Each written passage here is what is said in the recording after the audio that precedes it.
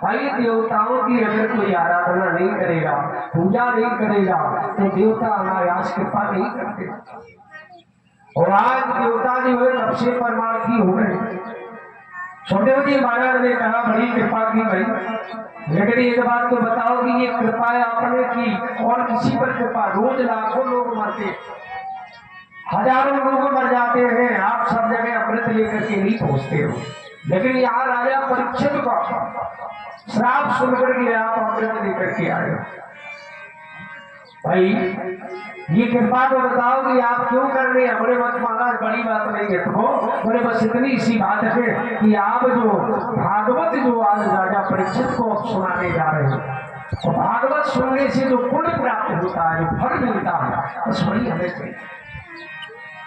भागवत सुनने से जो कृपा प्राप्त होती है, जो फल प्राप्त होता है, बस वही हमें चाहिए।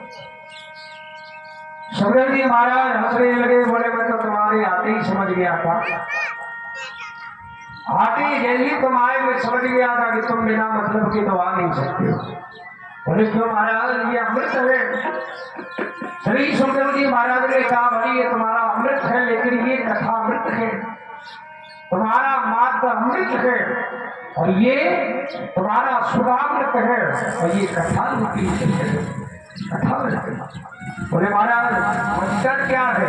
बोले अंतर ये है, सुधा रूपी अमृत पीने के बाद जीव अमर हो जाता है, दीर्घायु हो जाता है, लेकिन भगवान की जो कथा पान कर लेता है उसका जीवन दिव्य हो जाता है।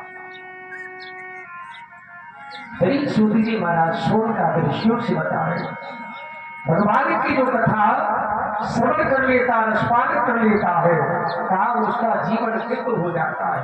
इतना अंतर है, दीर्घायु होना और दिव्य जीवन में बड़ा भारी अंतर है।